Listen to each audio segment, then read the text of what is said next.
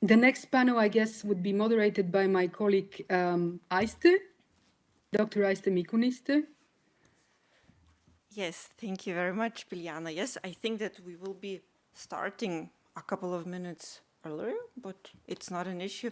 I would just like to say thank you very much, Professor Resnick. This was a very interesting presentation indeed. I hope that we still get a chance to discuss maybe one or other questions, but let me start the second panel, or the afternoon panel of the day.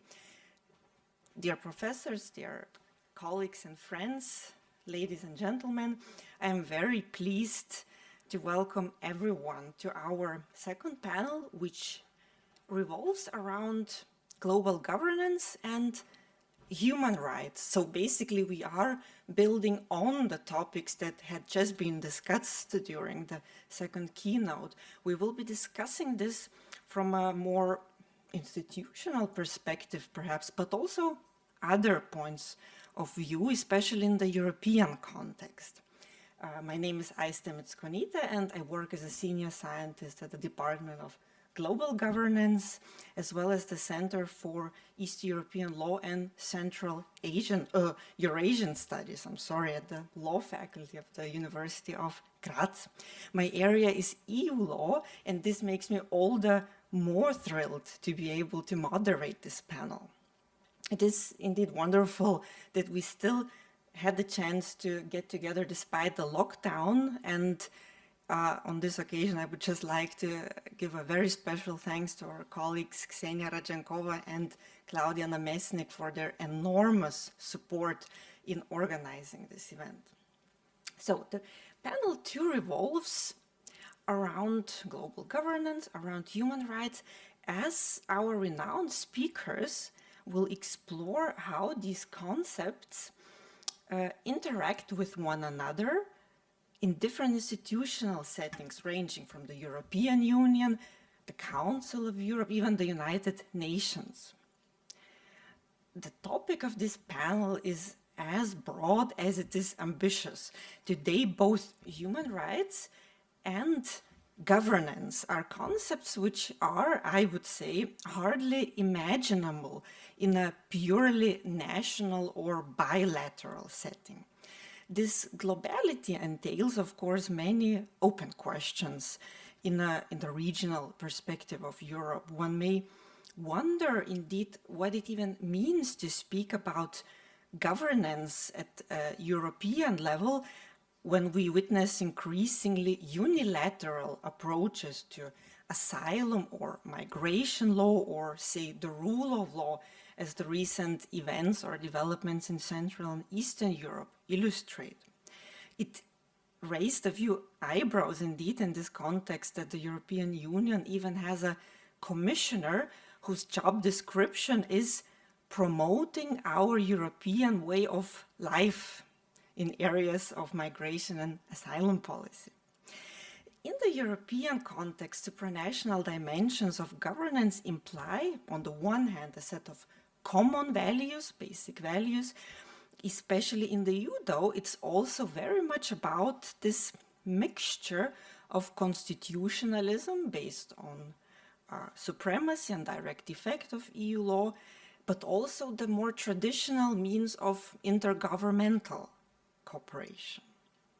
And while the EU setting may be less affected by multipolarity, which was discussed at the very first panel of the day, still our speakers will discuss how Europe's regional human rights protection and similar topics also indeed go beyond the clearly defined boundaries of organizations, of states, and also whether or how this affects the unity or even the uniformity in the European approach in these areas. So without further ado, I'm very pleased to give the floor to our wonderful speakers. I will proceed by introducing each of the speakers before their respective presentations. And of course, after the presentations, we are very much looking forward to the questions from the audiences at home. So First, I'm very honored and very pleased now to be able to introduce our first speaker, Professor Christine Landfried, who is a professor emerita of political science at the University of Hamburg. She has studied history, political science, and international law in Heidelberg, in Harvard. Visiting professorships have led her to Sciences Po in Paris, Berkeley, as well as the Yale Law School.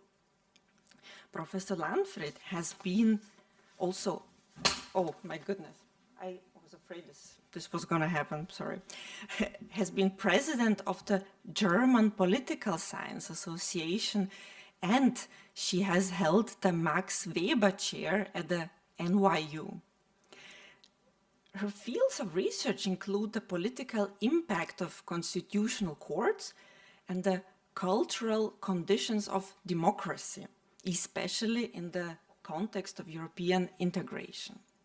Christine has also been selected as a Thomas Mann Fellow of 2021, working now in the former house of Thomas Mann in Pacific Palisades in California on new forms of citizens' participation, such as citizens' assemblies or councils. And her latest publication is the third edition of a book entitled Das politische Europa, Differenz als Potenzial der Europäischen Union.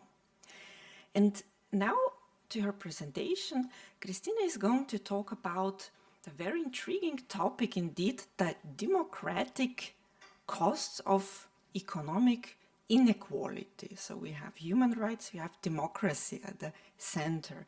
Please, Professor Landfried, the floor is yours.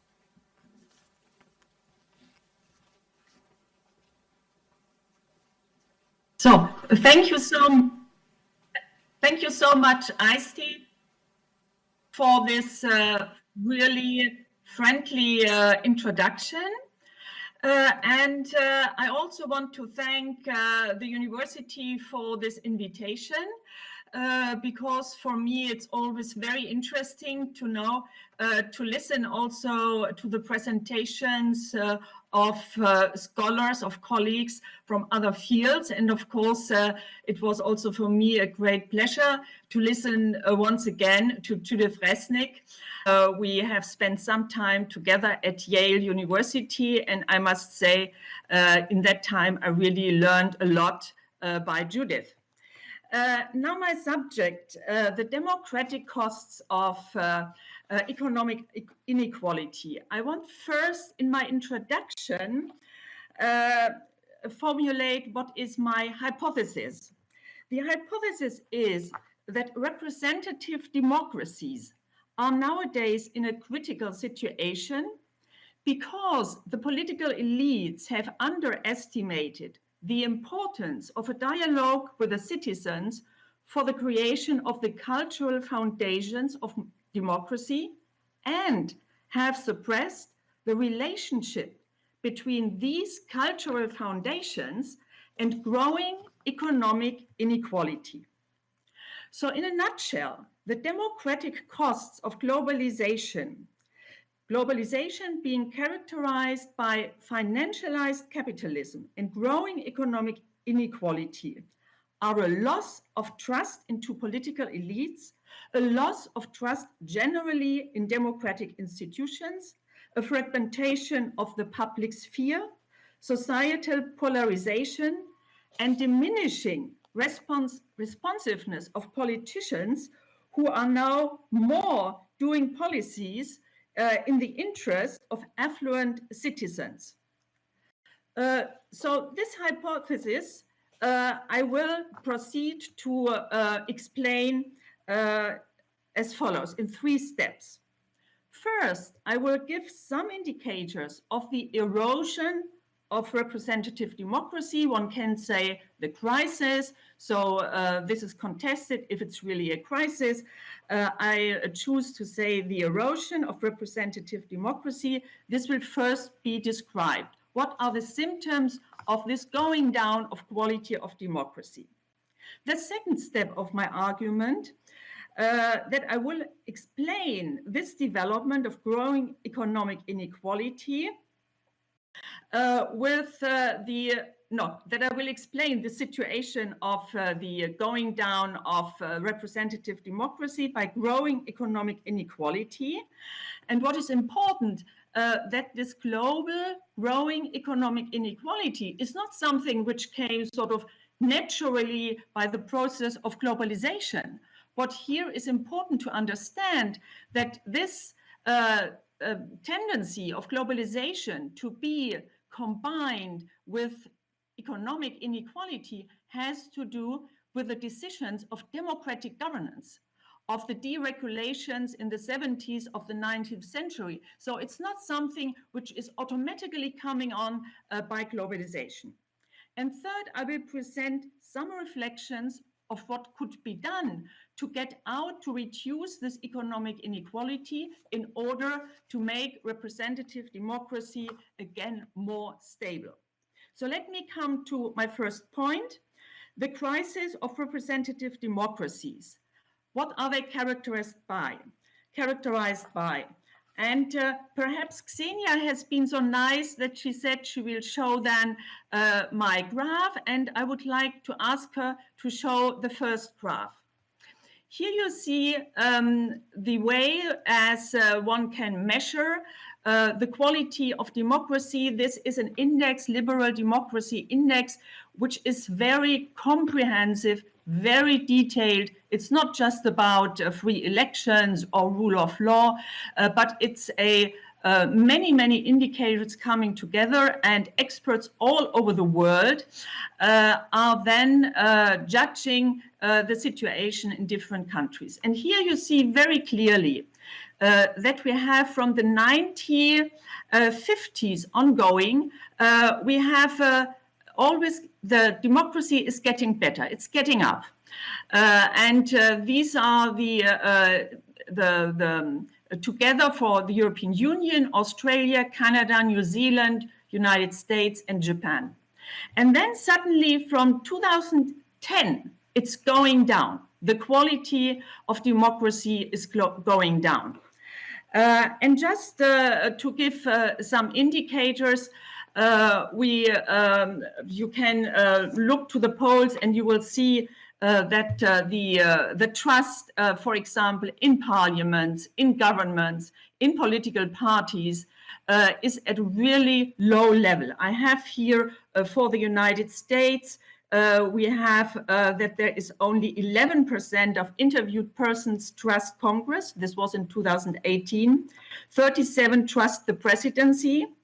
And in the European Union, the average only 32% trust their national parliaments and their national governments. So imagine if only a third in the European Union trust their national parliament, this is not a really good situation for representative democracy.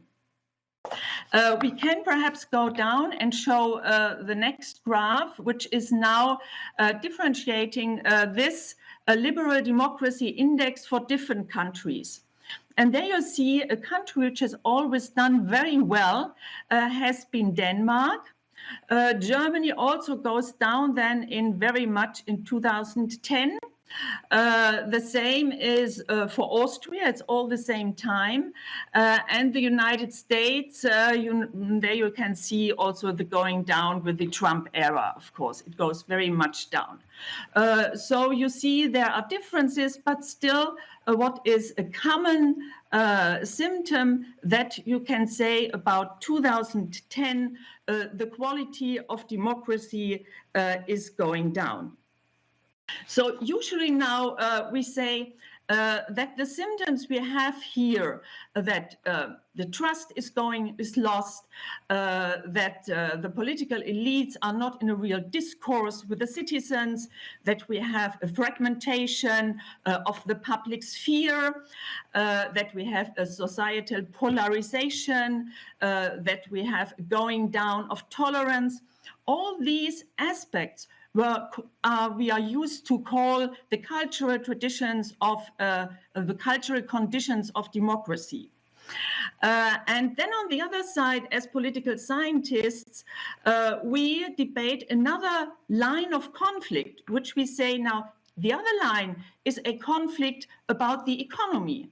There is a conflict between left and right. On the left, we have more the persons who want redistribution to fight inequality. On the right, we have persons who don't want sort of redistribution. And so we have two conflict lines. What we are saying usually in political science is that the conflict structure has two dimensions. On the one, the cultural one, and on the other one, the economic one. I want to be a bit skeptical about seeing these as two separate conflict lines, because my thesis is that also these cultural symptoms of a going down of quality of democracy has to do with the economic situation. So if you are living under the poverty line in a country, you start not to vote anymore. We can see this from the data, that people don't vote anymore once they don't expect polities to act in their interest. Of course, also people who are, in a situation where they are struggling for their income and having to pay their rent, they are not interested in what is going perhaps on internationally. So when we make this distinction between cosmopolitans and people who are not open for the internationalization or globalization, we should much more, in my regard, take into account that these people have a background which does not allow them to be that open. So we have to see much more the connection between the cultural conditions and the growing economic inequality. So, for example, if you if you make now see the connection that the economic inequality and the loss of trust in democratic rules and going down of representative democracy, if you see this connection, what is interesting, then you also collect different data. What was for me very interesting, that Josef Stieglitz, together with some other colleagues, they have done research on well-being metrics beyond GDP. This was done in a working group of the Organization of Economic Cooperation and Development. And what they found out, for example, they found a significant correlation between a low level of interpersonal trust and a high level of inequality. So I think this is really interesting, because you see, not only once you have a high, when you are very sort of in a bad economic situation, not only the trust in elites, in institutions is reduced, but also interpersonal relations, interpersonal trust, which is very important for the social cohesion of a society, is going down. So I come to my second point about growing economic inequality, and I would ask Xenia again to be so kind to show the figure. And here you see now that it's done. This is the latest policy brief of the OECD on inequality of wealth. I have chosen inequality of wealth because, as all studies tell us, inequality of wealth is even bigger than inequality of income. So I think here it is even more extreme in a globalizing world. And what you see here on the left side, a share of total net wealth, it's around, the data are around 2018. You can see that they say it up, the wealthiest 10% of households hold 52% of total net wealth. a share that over the past decade has increased in the majority of OECD countries with available data. So here you can see really that if just 10% of the population have wealth of 52% of the total net wealth, this is extreme. If you then look how much does the bottom 40% have, you can see on this figure that you even can't see it because it's so little. So the result is that the bottom 40% saw their average wealth shrink by more than 12%, and this resulted in widening wealth gaps. And here you see that you have in the middle you have the next 50, you have the 10, then the next 50, but the bottom really has so little wealth that you even can't really see it on this figure. So I think this result is it's just I've taken just up-to-date data, but you will find many more. You will also find it for the income. The mechanism behind this. So I think we can take this away, Xenia, and thank you very much for showing the graph. So we don't need this anymore. So the mechanism behind this is, as you, I guess, all know, the book of Thomas Piketty, who has shown us that the income of capital is growing quicker than the general growth of an economy. And if you can show such a mechanism, of course, you can see that in the long run, this leads to a huge divergence in the distribution of wealth. So this divergence has become very high. And the question is, if you see this development, and if you have on the other side that you say this is connected to a critical situation of representative democracies, what can be done? My third point. And here I think we have a twofold way. What is usually debated is what we call democratizing democracy. So making democracy better work, for example, to have citizens' participation, not only by referenda, but also deliberative democracy, to have these councils of citizens, they make proposals, and so on. I think this is important, but on the basis of my thesis, this is not enough. Because this, of course, might perhaps raise the awareness of citizens of a difficult situation. But what really has to be changed is the situation of this enormous economic inequality. And I think this is why we need national and regional and also international global policies of redistribution. There are different areas which are proposed. There is progressive income tax, a global tax on capital. There are a lot of proposals, but I think they must really be put into real policies and not just debated, because if this goes on, representative democracies cannot be stabilized, and having this situation with going down of quality of democracy, and then you have other crises coming in like the COVID, this is of course an explosive situation. This regulation, which in my mind is really necessary, will be, of course, very difficult. You can look all over that nation states are very reluctant in redistributive politics. Even in Germany, we have now a new government which is led by Social Democrats. But if you look to their program, there is no redistribution. no higher taxes, no taxes on wealth, which they always promised. So if it comes to the real world of politics, all are very hesitating to do something.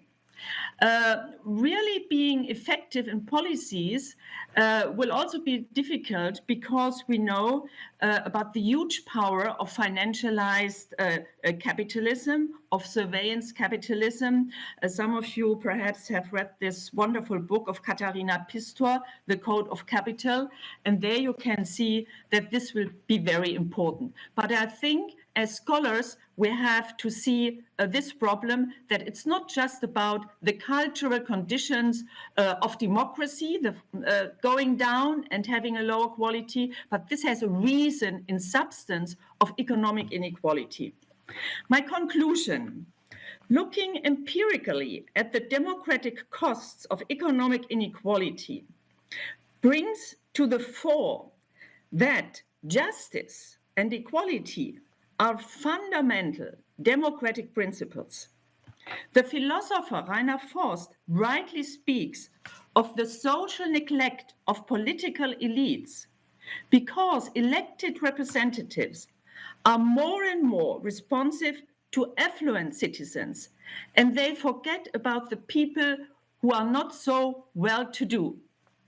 This, I think, it's interesting. I was not sure how to translate it. Rainer Forst said Verwahrlosung of the political elite.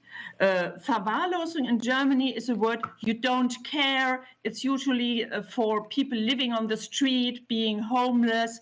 They don't care. They have a situation where they verwahrlosen means they get into a very bad situation. And this term Rainer Forst uses for the political elite, and I translated it by social neglect. I don't know if it's a good translation, but it's something which usually you would never use for the political elites.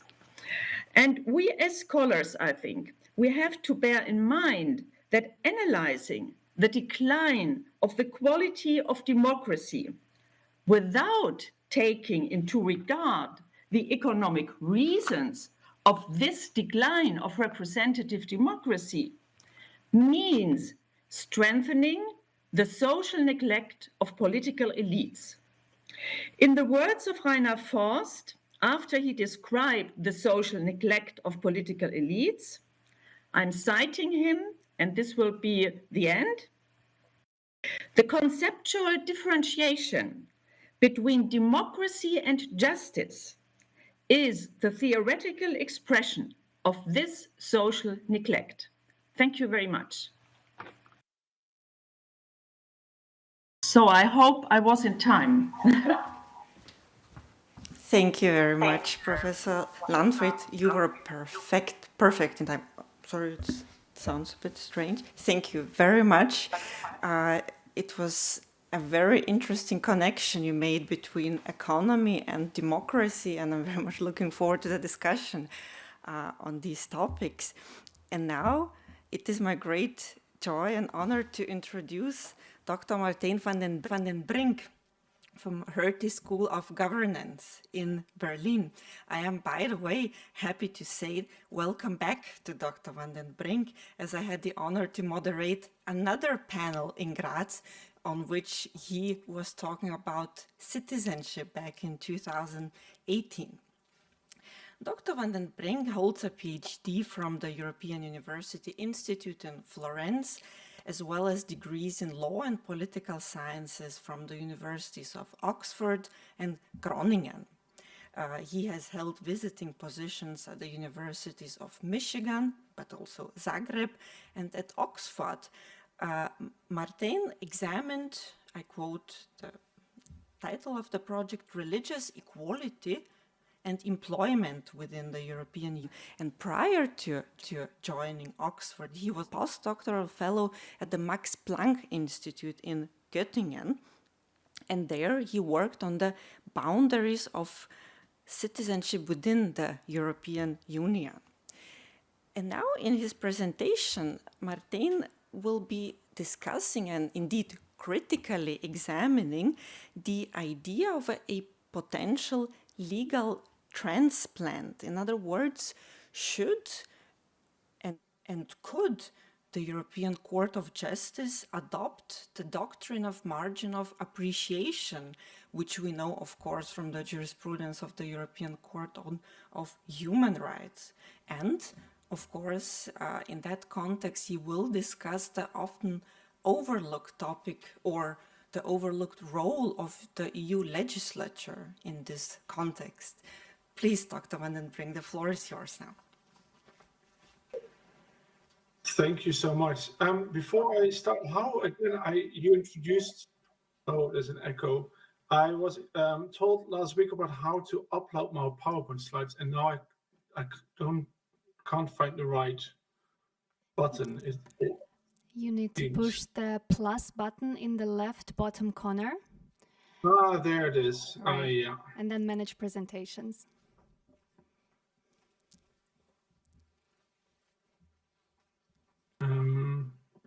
One second, almost there.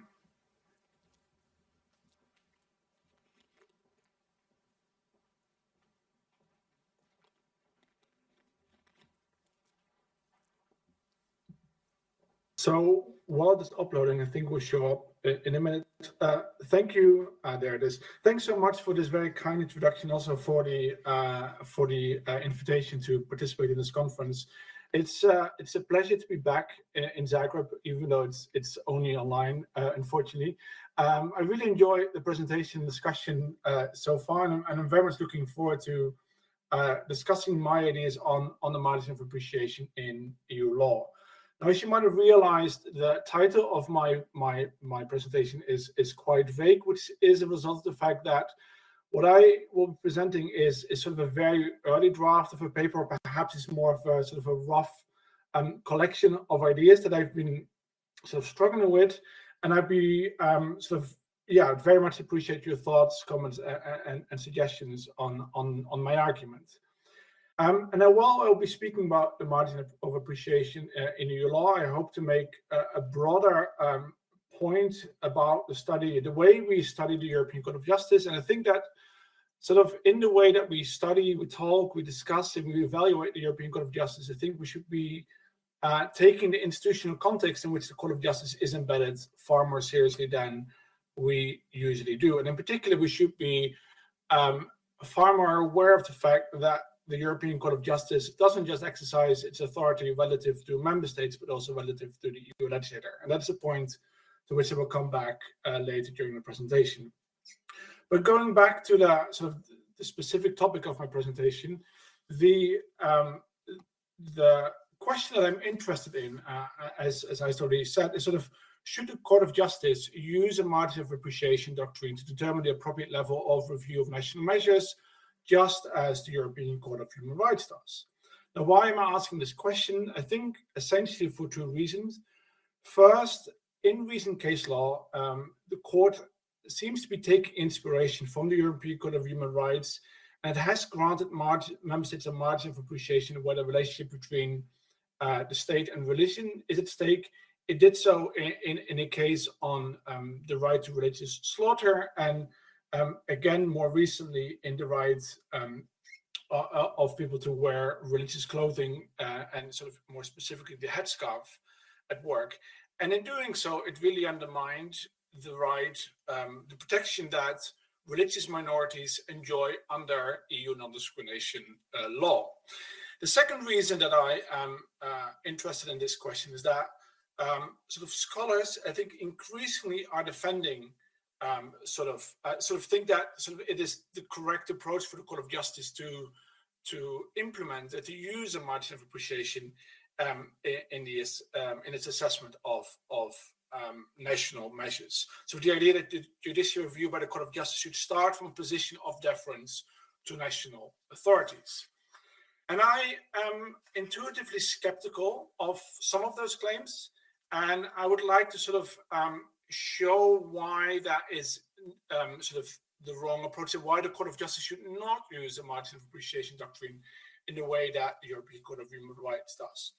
And I will sort of, maybe I should specify to be clear, my argument is not that the use of the margin of appreciation by the European Court of Human Rights is unjustified.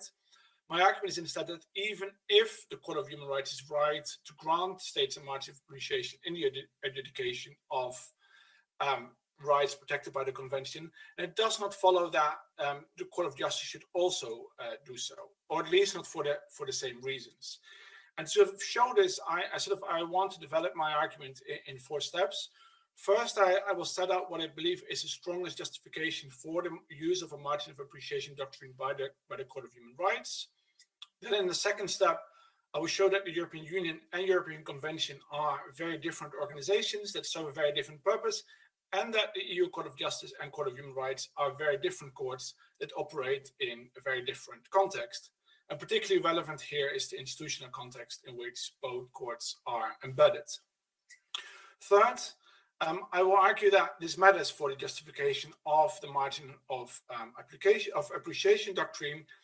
Because of these contextual differences, the justification of the use of the margin of appreciation doctrine by the Court of Human Rights doesn't apply to the EU Court of Justice, or so I will argue.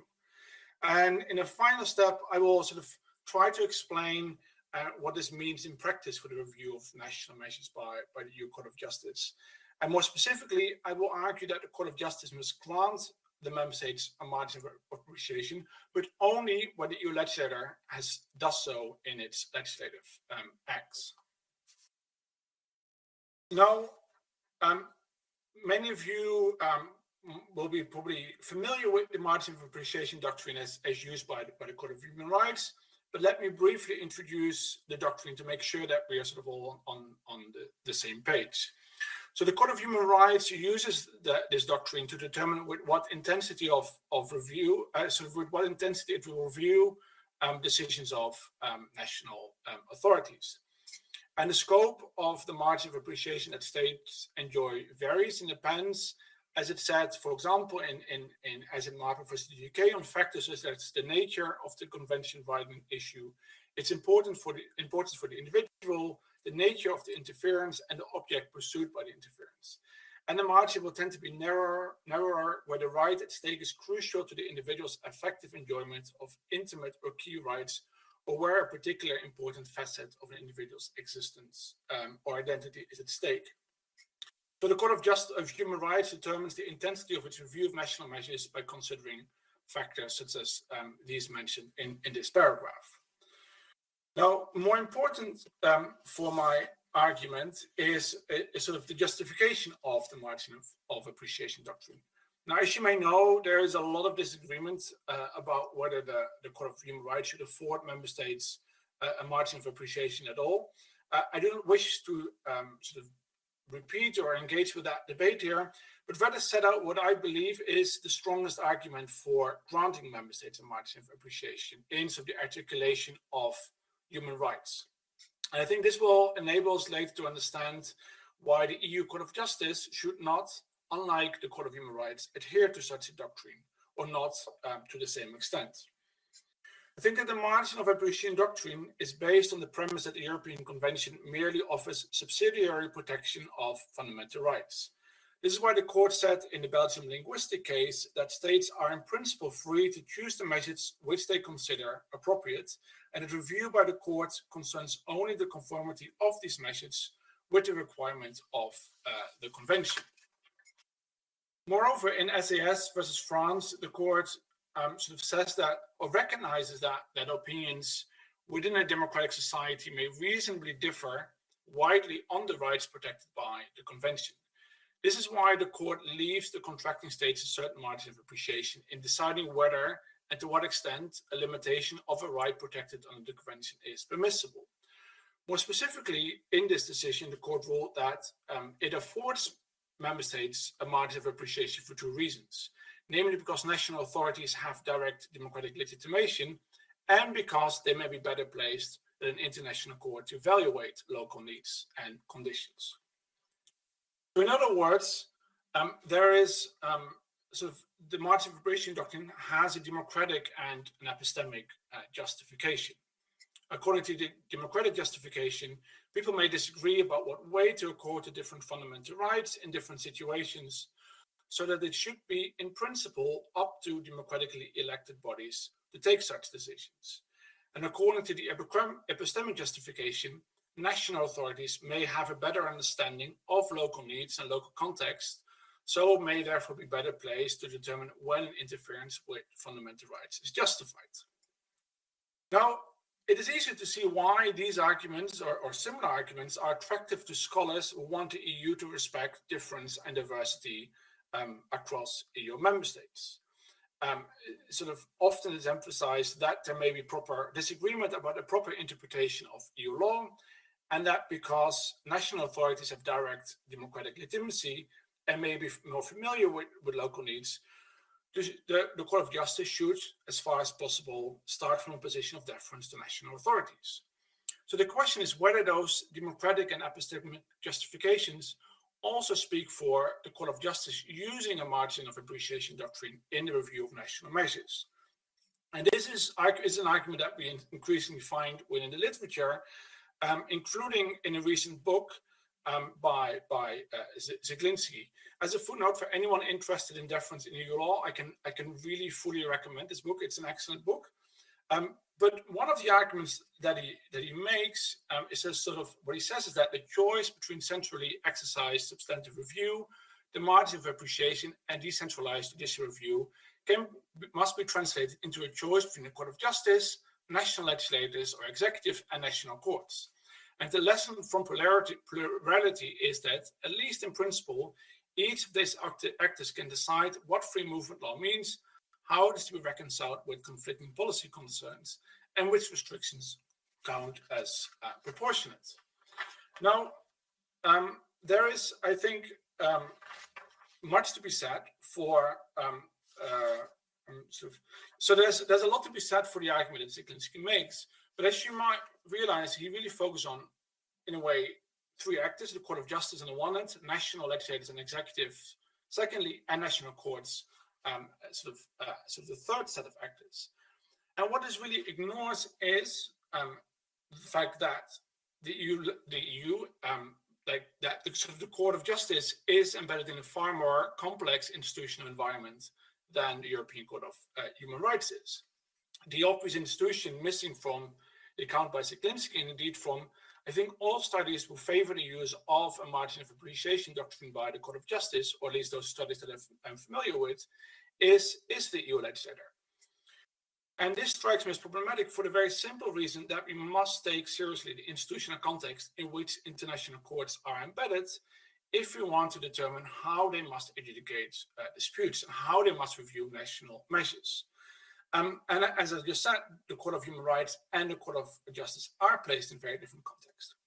The Court of Human Rights is a bit of a simplification maybe, but it's very much sort of, I think, a standalone court that exercises authority almost exclusively over national branches of government. By comparison, the Court of Justice is embedded in a more complex institutional structure. It exercises authority vertically over national institutions, but also horizontally in relation to other EU institutions, including the legislator.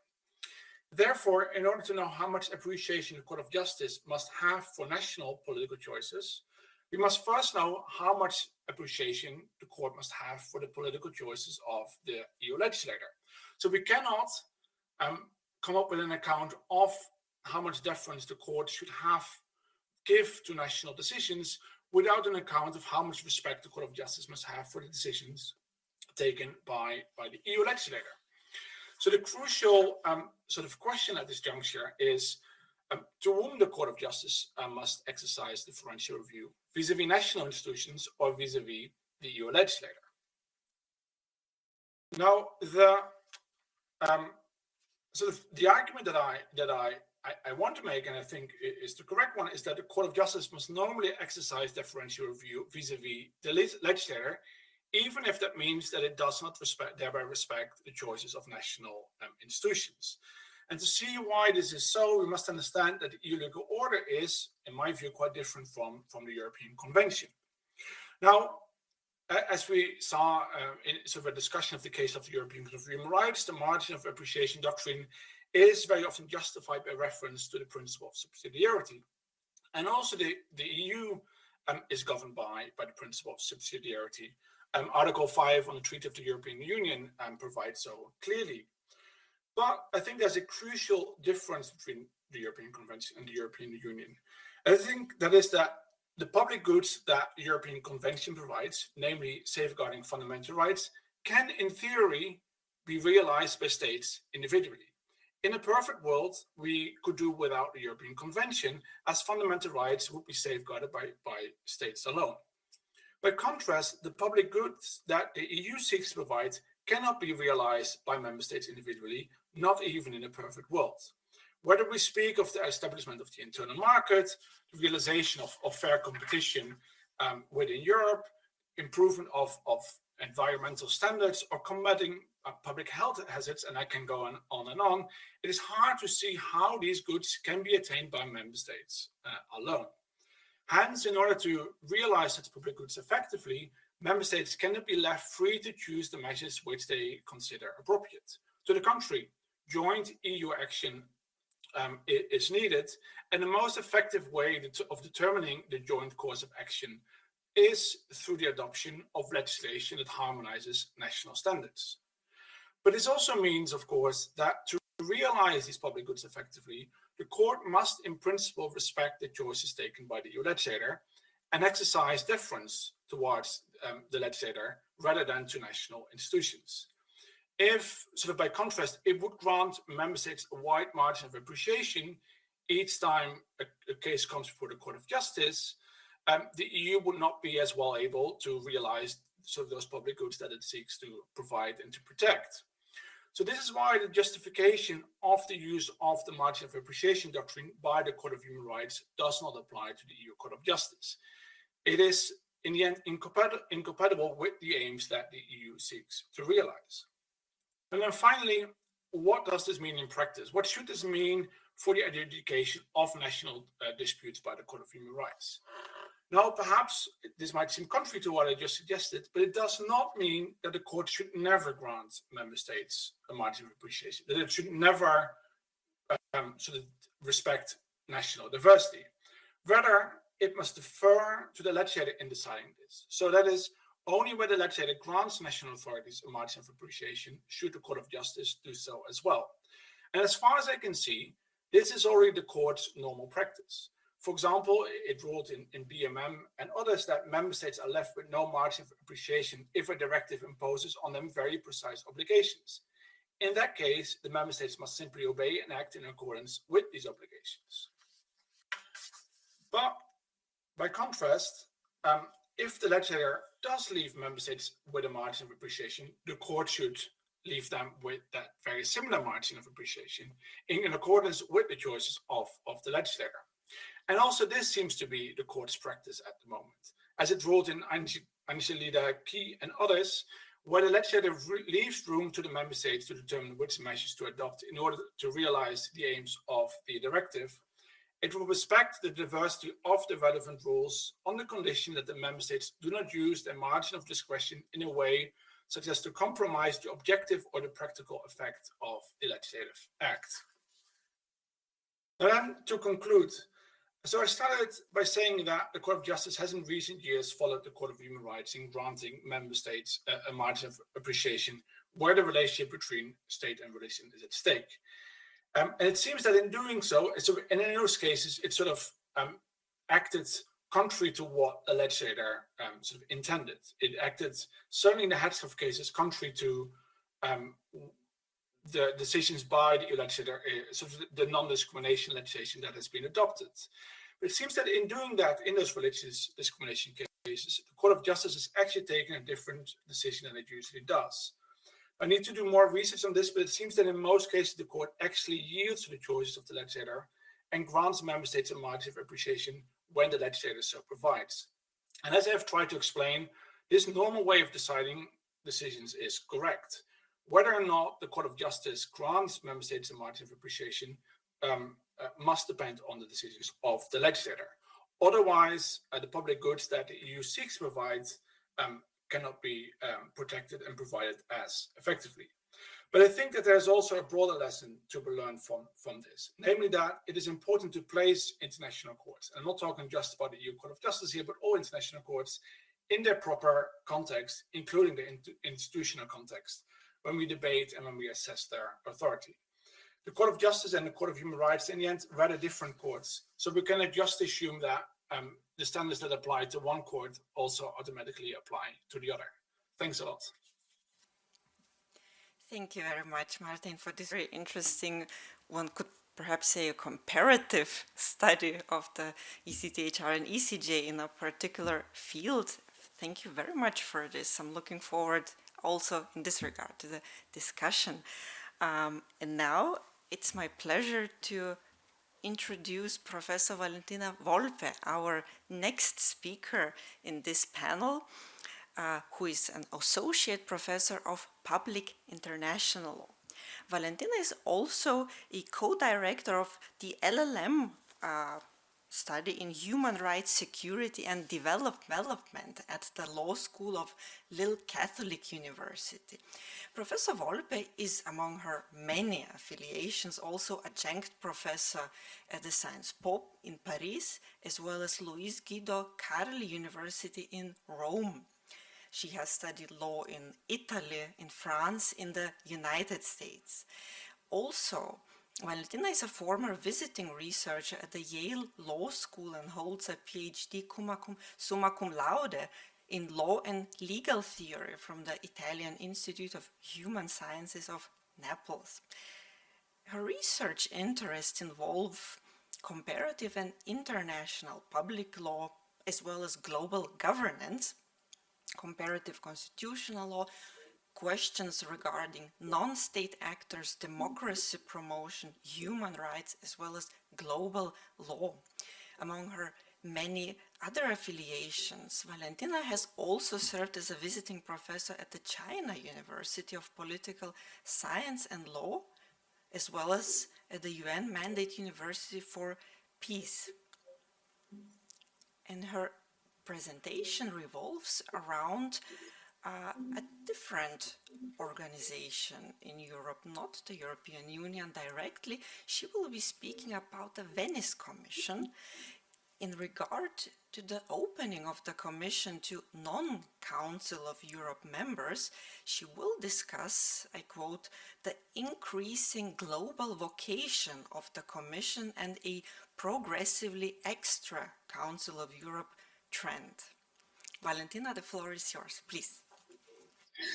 Thanks a lot, Aistė. Thanks a lot for this too generous presentation, and thanks a lot also to the colleagues of the Department of Global Governance, in particular to Professor Biljana Petkova for this very appreciated invitation today. Allow me also to remember in the acknowledgements, remerciements, Xenia and the entire organization team for the kind assistance over all these months of preparation of this event. As Aistė mentioned, my contribution will be focusing on a body that took quite a lot of my academic attention in the years, and that is still very dear to me, the European Commission for Democracy Through Law, better known as Venice Commission, that I think it's highly representative of many of the dynamics that we are discussing today, particularly in the contemporary multi-level global governance discourse, crossing law and politics in many ways. I structure my presentation in three main parts. Of course, in the first part, I would like to introduce you the Venice Commission, why I think that is a relevant body in terms of global governance, what is its mandate, what is its activity, and what is its contribution to the global governance discourse. In the second part, I would like to focus on its, what I think at least, its distinctive European identity, especially in constitutional terms. And in the third part, I will touch upon what Aistė mentioned as probably the most interesting contemporary challenge for the Venice Commission, that is actually the problem of how to triangulate this deeply, at least for me, and I will try to convince you of my thesis, European identity of the Venice Commission, with an increasingly extra-European projection that is reflected in an increasingly extra-European membership of the Commission, and how to square all that as well with the standard of reference, legal standards of reference of the Commission. So what kind of body is the Venice Commission? Well, probably the easy answer to understand what is the Venice Commission of the Council of Europe is the main independent advisory body on constitutional matters of the international organization that is the Council of Europe. It quite recently celebrated its 30 years of activities. It was indeed created in 1990, and this creation date is not by chance. It has been the brainchild of an Italian scholar, Antonio La Pergola, that at that time was Ministry for the European Community and Foreign Affairs in Italy, who just a few months after the fall of the Berlin Wall, he imagined a technical legal body made of independent experts who would have had as main raison d'etre the idea of accompanying, under a constitutional technical point of view, all those Eastern European member states and increasingly new members of the Council of Europe in the different phases of the democratic transition and the constitutional transition. Of course, the two things goes together, I mean, in this phase. So the idea was to provide advice, know-how, assistance under a constitutional perspective in order to bring former communist countries in line with those standards that were the standards of Western European countries. Now, what does it mean concretely? Well, if we read the statutes, the Commission was asked to give priority, and I quote from Article 1.2, to the constitutional, legislative, and administrative principles and techniques which serve the efficiency of democratic institutions and their strengthening, as well as the principle of the rule of law, fundamental rights and freedom, notably those that involve the participation of citizens in public life, contribution of local and regional self-government to the enhancement of democracy. So essentially, the motto of the Commission is exactly the idea of democracy through law. Now, it was understood initially as a body, as a think tank of dépannage constitutionnel, I also said. The idea was to provide really assistance on the text of new constitutions or amendments to the constitution. But in reality, the Venice Commission, from the very beginning, understood in quite broad terms its mandate. It means that the entire constitutional matters falls in its areas of intervention, so to say. We have minority rights, constitutional courts, referendum, ombudsman, electoral matters. And the fact that the Venice Commission could understand from the very beginning in such a broad term its mandate was also, of course, in line with the specific historical phase in which the Venice Commission was created and started to operate. This morning we were talking about the end of history. Well, we are in the beginning of the 90s, so it's the moment probably of the biggest democratic hubris we experience at the international level. It's the moment in which there is an incredible space for international intervention, for global intervention, for Western intervention. And there was a symmetrical desire on the Eastern European side of Europe to return to Europe. So any kind of reforms that was coming from Western Europe was considered as quite welcome. There was also this symmetry of intent. Despite this breadth in the areas of intervention of the Commission, this body is an advisory body. It means that these powers are just suggesting solutions. It's not a self-activating tools. Someone has to ask for his help, generally the states themselves, but also bodies of the Council of Europe. And I think it represents very well what Anne-Marie Slaughter's called the hard impact of soft law. Because in reality, this advisory body has been able to exert a meaningful influence on numerous constitutions of Eastern European states. Its working method that is deeply dialogic, and I think this is an interesting part of the working method of the Commission. What does it mean?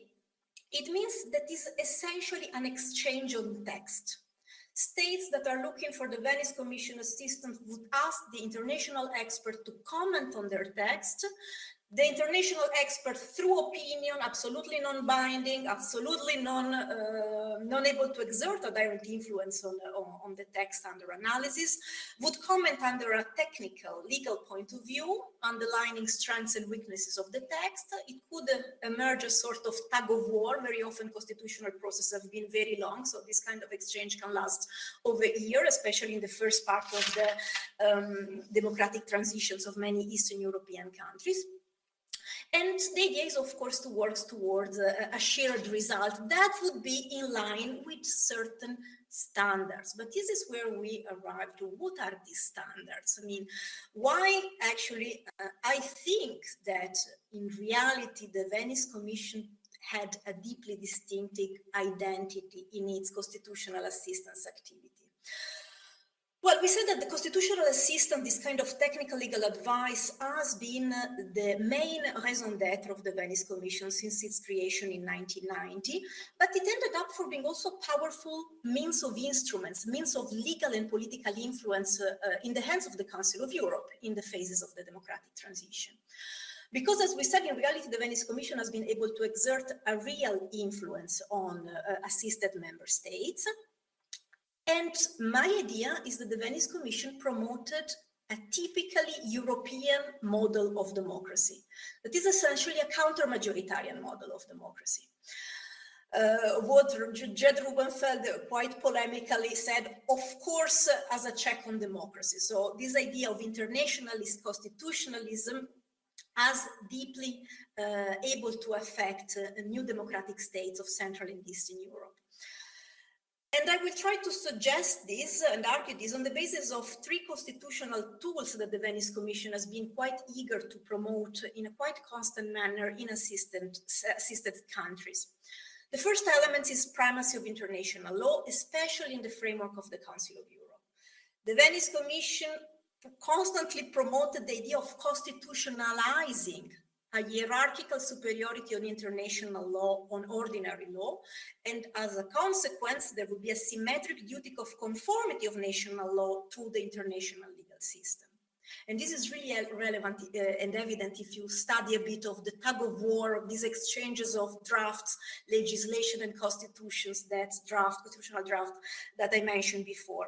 What does it mean? Why this is important? Well, it's important because it means that especially in the Council of Europe area, the control of constitutionality means also a control of conventionality. It means that constitutional judges can broaden the spectrum. There is not just the Constitution as a parameter, but there is also the framework of the European Convention of Human Rights.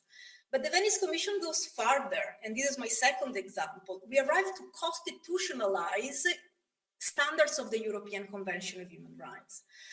We arrive to constitutionalizing protocols and articles of the European Convention of Human Rights into the domestic legal order. We are really at the peak of global governance, where the international becomes national, when we have a reflection of international norms that becomes constitutional norms.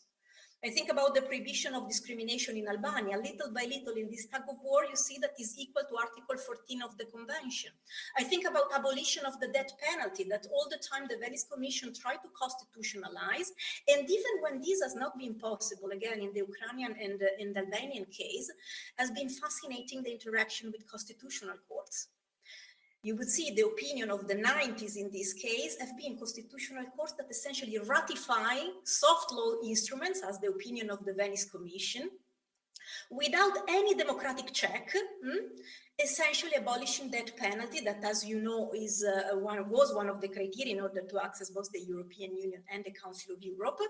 And as a consequence, there has been a ratification of the opinion of the Venice Commission through the intervention of constitutional courts.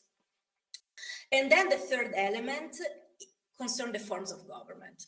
Now, the Venice Commission, at least officially, is open to any form of government, but in reality, there has always been a total closure towards presidentialist forms of government.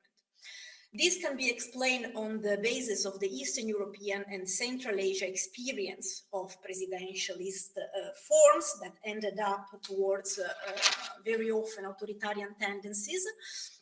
But what is also quite clear, going deep into the materials, is that there is quite an open preference for a rationalized parliamentary model of democracy, typical of European constitutionalism. Now, let's move to the third point. What is the problem when a European body goes global? Well, several problems. In what sense? I say that the European Commission for the Venice Commission, European Commission for Democracy Through Law, was created in 1990 and was created as what is called a partial agreement of the Council of Europe. It means that initially not all of the then 23 member states of the Council participated in the creation of the Venice Commission. Then, victim of its success, in reality, the Venice Commission included all the 47 members of the Council of Europe. And under this quietly unnoticed reform of the 2002, the nature of the body has been transformed in an enlargement agreement. In the moment in which all the 47 member states, was Russia at the time, in 2002, entering the Venice Commission, there was the question of what to do now. And the Commission has been transformed in an enlargement agreement. It means that also non-member states of the Council of Europe could have access to the body. And they already did in many ways because they had, for example, observer status or so on. Today, the Commission counts 62 member states. It means that 15 are non-Council of Europe member states. It means 25% of the total. And it means as well that if the European Commission will continue to grow, as we think so, I mean, Canada has been the last to join in 2019, it will have an increasingly unbalanced position and balance within the proportion of the Commission. And this already reflects, in terms of activity, a deep global vocation of the Commission. If you go a bit through, for example, the annual report of activities of the Commission, you see the presence of this body in all constitutional scenarios of transformation. In many constitutional crises has been involved. There is a clear focus on Maghreb, Central Asia, and Latin America as main extra-European areas of activities. There is a great area of intervention of the Commission that is passing through the role of constitutional courts. For example, the creation of the World Conference on Constitutional Justice, where more than 100 courts from the global south, global north are taking part, and is a wonderful forum of cross-fertilization. There is collaboration with with South Africa, with the European Union more and more as a global actor, with the OS. Now, of course, this is a fact. This is something that we notice in this transformation of identity of the Commission. And on the one side, I think it's quite visible the benefit of that, in the sense that it reinforces the legitimation of the Commission in extra-European scenarios of democratic transformation. It is something I think that we saw, for example, in the case of Tunisia. The Venice Commission has been taken seriously among the various non-state actors or global actors that intervened during the Arab Spring to provide some technical help in that phase, because Tunisia was already involved in the work of the Commission. So there was this kind of exchange and trust. But on the other side, there are, of course, different sensibilities that enters into the Venice Commission. Think about the entrance of the United States in 2013 and the different Euro-Atlantic sensibilities in terms of death penalties that we mention as one also of the great flag that the Venice Commission as body of the Council of Europe brought in the past years. And what about the standards? Well, the Venice Commission used quite a lot the concept of European constitutional heritage. That is a quite confusing concept, and today is more used probably the one of common constitutional heritage, and should be made of all the common principles and analysis of experience of Council of Europe member states, but nonetheless has a deeply regional connotation. It's European, this constitutional heritage. And the Venice Commission contributed not only to describe, but also to define what actually is the European constitutional heritage. Sein and sollen, what is and what should be. And if we read the opinions of the Venice Commission, despite some opening through global sources, I think about UN documents, about UN treaty, for example, international covenants on civil and political rights, in reality, the standards are essentially European, are the jurisprudence of the European Court of Human Rights, the interpretation of the article of the convention, other conventions adopted in the framework of the Council of Europe, and increasingly more, and this is perhaps even more interesting, the own case law of the Venice Commission. The Venice Commission quotes herself more and more. And this is a case law that developed, of course, at the European level during the various phases of the democratic transition of Eastern European states. And then in these global dynamics, the Venice Commission itself is becoming standard of reference for other bodies. The European Commission of the European Union is actually quoting the Venice Commission more and more, for example, during the enlargement the enlargement procedure, asking states to respect the request of the Venice Commission. Or if you think in the current Polish constitutional crisis, in the cases of the EU framework for strengthening the rule of law, the Venice Commission became benchmark. And it's even more interesting because here is where we see the transformation from an advisory body to a supervisory body. That is not. It's not how actually the Venice Commission was born. And the European Court of Human Rights itself quoted the Venice Commission in almost 200 judgments. So it's becoming reference, especially in electoral matters. And in 7 cases, it even explicitly asked for amicus curiae. So imagine the court that asked the Venice Commission amicus curiae on how certain aspects of the law should be interpreted. So to conclude, a lot of my concern with the Venice Commission goes global goes at the core of an unsolved problem and imbalance between technicalities and politics in the works of the Commission. That is a technical body dealing with highly political topics in a very European manner. And constitutional law, as Alex Stone-Sweet once wrote, is political law, and choices are never neutral. So I think that, to paraphrase the title of our symposium, it's time to unpack European constitutional assistance of the Venice Commission, and to recall that in order to go global, we have to rediscover the importance of being earnest. And I thank you very much for your attention. Thank you very much, Valentina, for this very interesting presentation, very thought-provoking. I found it interesting how it kind of contrasts a little bit to the prior presentation by Martijn, who was cautioning us against, or not us perhaps, but the ECJ against adopting a doctrine used by the ECTHR, and you've been talking about the standards released by the Venice Commission, so it's an interesting contrast somehow. And now I would like to introduce our last speaker, Professor Jan Wouters. Yes, I see that he's here. Welcome. I'm very thrilled to welcome Professor Wouters, who is the founding director of the Leuven Center for Global Governance Studies at KU Leuven in Belgium. Full professor of international law and international organizations, as well as Jean Monnet Chair at Personam for EU and global governance.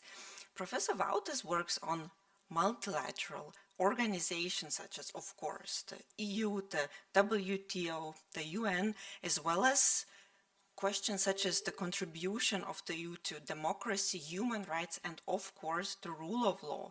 In that regard, Professor Wouters and his center have been part of the Reconnect, the very prominent Horizon 2020 project on the rule of law and democracy most recently. I think the project has just been completed.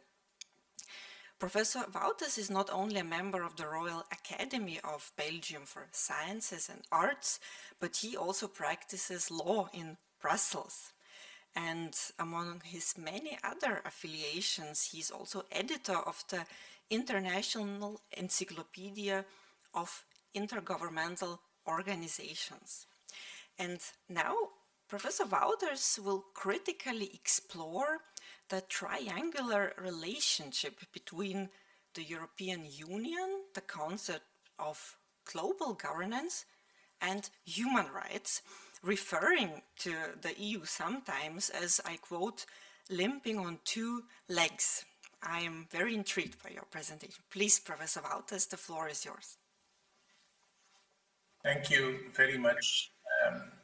I hope you see and hear me well enough. I think so. We did a little test yesterday, and it's first of all my pleasure and honor to contribute to this panel, but I should really like to congratulate the organizers with putting together such a very interesting conference, and I obviously wish a lot of good luck to the program as it has started. My only regret is not being in Graz myself and having the great experience of being live exchanging ideas with you.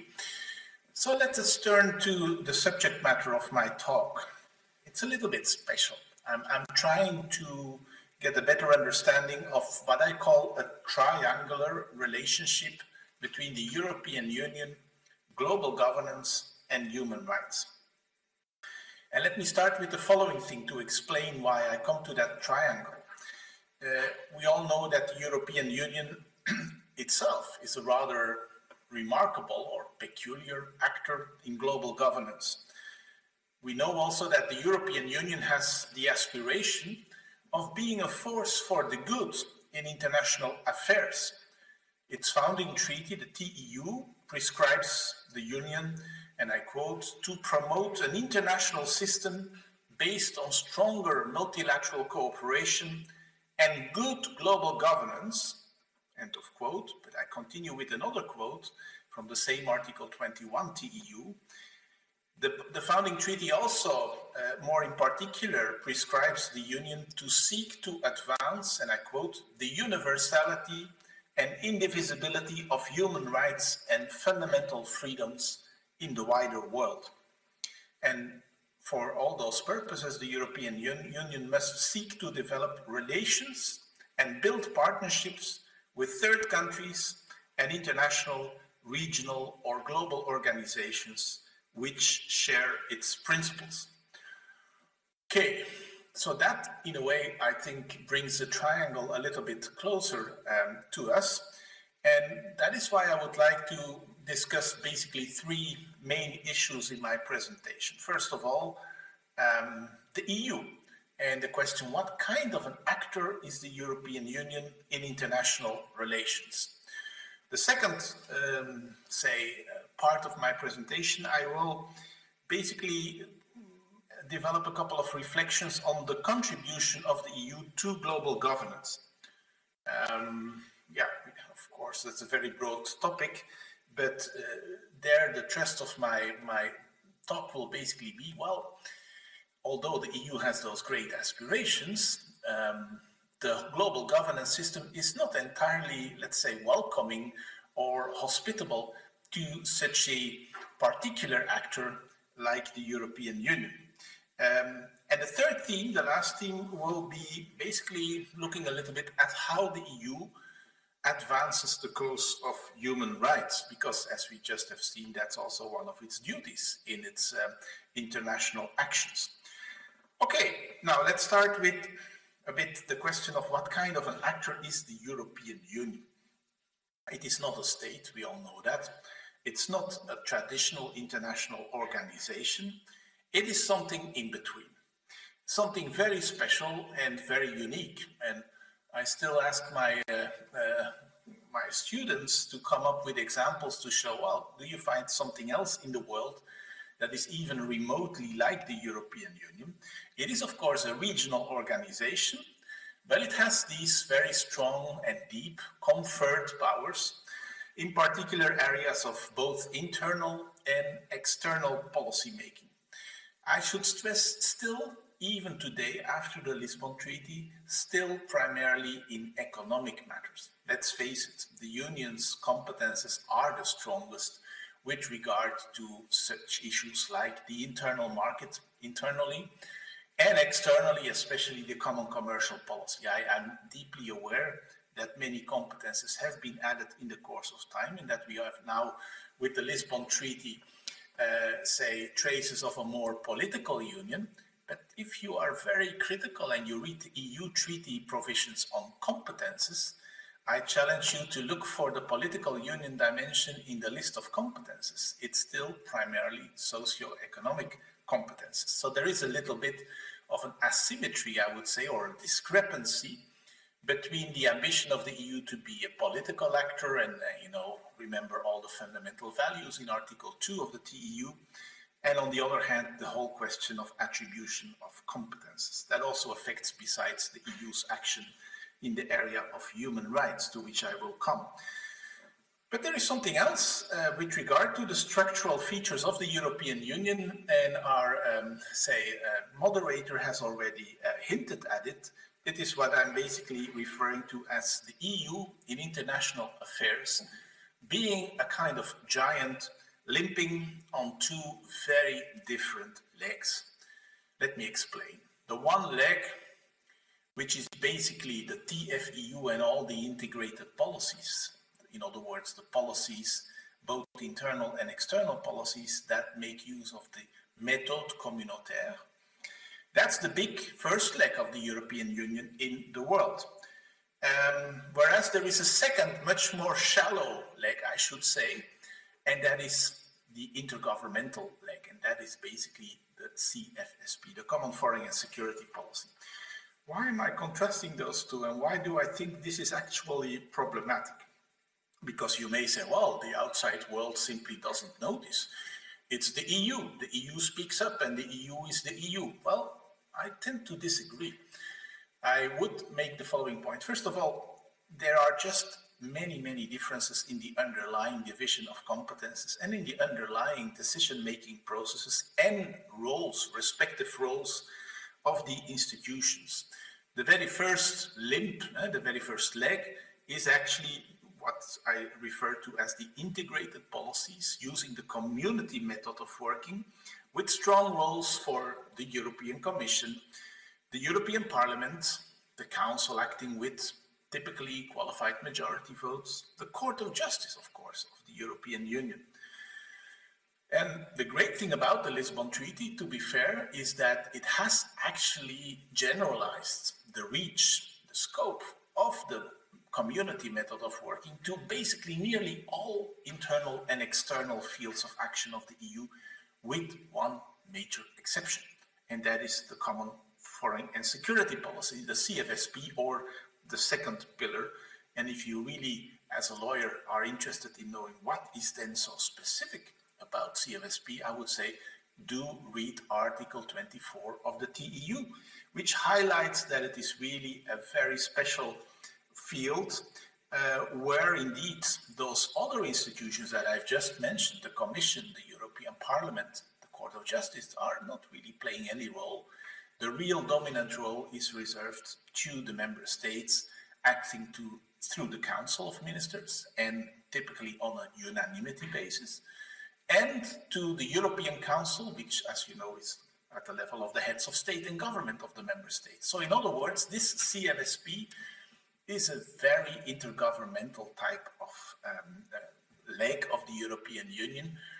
And, well, already the very fact that there is not that pronounced role of the Commission, of the European Parliament, of the Court of Justice, makes it very different from the other policies. And moreover, the fact that you need unanimity, that there can really be constantly the threat of blocking, of blackmailing, and so on, by individual member states, really affects also the actions under this common foreign and security policy. And in my view, well, this kind of divergence, or if you wish, limping on two different legs, has an impact upon the status, upon the actorness of the European Union in the world. I think it also affects the unity, the coherence, and the effectiveness of the EU's actions in international affairs. I don't have really the time to develop that much more deeply, so that's my very first thing about the nature of the EU in global governance as an actor. Second part of my presentation is about, well, what then is the contribution, the substantive contribution of the European Union to global governance? And of course, we don't have the time to go through all the major policy fields in which the EU contributes to global governance, and that goes from trade and investment to issues such as security, such as sustainable development, such as human rights, climate change, and just go on. Too much to all be recalled here. What I would like to highlight is the question that the method of engagement of the European Union in global governance is by design the so-called multilateral method. It's what Article 21 TEU also emphasizes. It's saying that the Union shall promote multilateral solutions to global or to common problems, in particular in the framework of the United Nations. And so, yeah, it's clear the Union, under its own constitutional prescriptions, has to favor multilateral forms of working together with countries, working also with other regional or global organizations, and, as just quoted, a particular emphasis lies on working with the United Nations, because that is, of course, the global organization and the global UN system. But there are problems there. It's not an easy path for the European Union. If you were to look at the relationship between the EU and other regional organizations, then yeah, you would of course quickly find that the EU doesn't really have equivalent colleagues or other organizations which are a little bit more like the EU. There are lots of regional organizations already in Europe alone. Think of the Council of Europe, as was highlighted. But also outside of Europe, there is a big growth in the number of regional and sub-regional organizations and even cross-regional organizations. So there's not a shortage of regional organizations, but they're still all very different from the EU, very intergovernmental also. And I think that it's not always easy for the EU to weave structural relationships with those organizations, which in any event are typically much more intergovernmental and therefore not always easy to make strong arrangements with, because those actions of those other organizations will of course very strongly be still in the hands of their member states. But then there is the European Union and the United Nations, and that's one of the topics I've always been studying very carefully, because it's so fascinating to see what I call Brussels meeting Westphalia. Brussels, in other words, the EU institutional setup and its decision-making methods, suddenly coming in this kind of special context of the Westphalian system, meaning an international system that is still dominantly based upon the role of nation states. And the United Nations is just the incorporation, the embodiment of such a Westphalian system. Remember Article 4 of the United Nations Charter, only nation states can become members of the United Nations. And so the EU, of course, has never, under that system of the United Nations Charter, the possibility of becoming fully engaged as a member. And so it has been looking in the past decades for other ways of engaging with the United Nations. And there are plenty of other ways. There are many bodies in which the EU has a so-called observer status. In some places, even an enhanced observer status, where the participation rights are a little bit better than as a simple observer. There are situations of global governance where the EU is a full contracting party to the multilateral agreement in question. Think of the Paris Agreement or the UN Framework Convention on Climate Change. Remember COP26 in Glasgow a few weeks ago. And yeah, but there are also many places in the United Nations system where the EU is actually not there. And think of the Security Council. EU doesn't have a real position. There are other places in the UN system where the EU is glaringly absent. Even in areas of strong EU competence or even exclusive competence. Remember, we have an exclusive competence for monetary policy. And where is the EU or the Eurozone totally absent? In the International Monetary Fund in Washington, D.C. It's one of the big unfinished businesses for me of European monetary integration, the external dimension. The one big exception in this global governance field is the WTO. The WTO, where indeed the EU is a co-founder, a full member, together with the 27 EU member states, and where you also see that it is the EU representative, the Commission representative, who basically speaks on behalf of the whole European Union. You could say, yeah, the EU is also a member of the G20. That's, of course, not a formal organization, and there are interesting things to be said about the G20.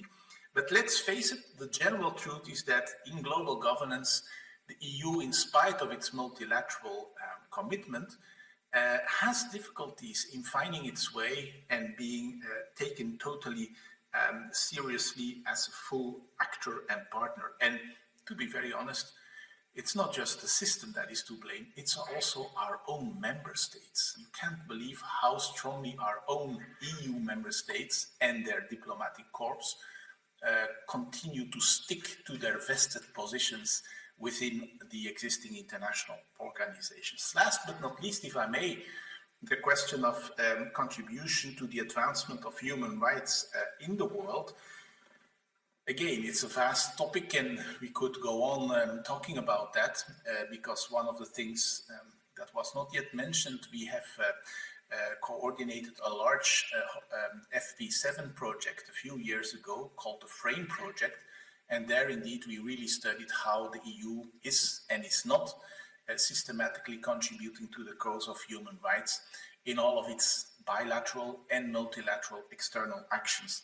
It's too much basically to summarize, but let's just again give the example of the United Nations. The main places in the UN to advance human rights are Geneva with the Human Rights Council and New York with the so-called Third Committee of the UN General Assembly. And although the legal and institutional situation is somewhat different in the Human Rights Council, the EU is just a modest observer. In the General Assembly, thanks to the so-called status resolution, the EU since May 2011 has stronger participation rights, but it is still an observer and it's still less, let's say, empowered to take action in the General Assembly than, for instance, other actors such as Palestine or the Holy See, which is quite remarkable. So, I mean, the EU is also trying its best to propose and to advance the human rights cause. But there is not just the problem of, let's say, the weaker position. It tries to solve that by acting through the member states who, of course, have in principle the duty of sincere cooperation and of advancing the EU's position in those international bodies. And usually they do that, but not always. There are cases, and especially in the recent past, rather worrying cases of what we call a form of de-solidarization of our member states when we are acting in the United Nations human rights system. The EU is also not always consistent. There were strong other interests come up, such as, say, in the migration crisis, where there was the call for stability, for security, for, in a way, protection of the external frontiers of the EU. We have seen the EU doing strange kinds of arrangements. Think of the EU-Turkey declaration in March 2016, which, to say the very least, are problematic from the point of view of the human rights commitment of the European Union itself. And there are many other areas when it comes to energy or other security issues, then indeed the EU can sometimes be a little bit less committed to human rights than in other cases. So, I mean, consistency is also a challenge there. But again, the problem also remains that as such, as an actor in global governance, the EU has developed many interesting tools, and that goes from trade policy tools such as the GSP system to recent tools. Think of the EU Magnitsky Act, sanctions policies, and so on. But the underlying issues are sometimes really problematic, such as the fact that when we adopt sanctions, that it is subject to the unanimity rule, and that any single member state can block the adoption or the renewal of sanctions. So I think, again, that brings me to this point of the giant on the two different legs. There is still some way forward to be done if the European Union wants to be a really successful and, I think, credible actor in global governance. It's a matter of consistency, it's a matter of, let's say, effectiveness, but it's also a matter of improving the underlying decision-making mechanisms and increasing, let's say, or strengthening the cohesion and the value, let's say, consensus among our own member states. And that's also a big worry, but that brings us to questions of internal, let's say, relationships between member states in the European Union that go a little bit beyond the subject of this talk. So I think with that, I will stop here. always very happy to engage for questions. Thank you very much. Thank you very much, Jan, for this very interesting presentation, indeed, for highlighting these internal contradictions or perhaps challenges that the EU is experiencing as it attempts to go global, if I might say so. Thank you very much to all the speakers, Martijn, Valentina, Christina as well. It's been a great pleasure, and I would very much like to open the floor also to our audience. I would encourage everybody, you can use the chat function and type in your question, or you can of course give me a sign and just turn on your microphone.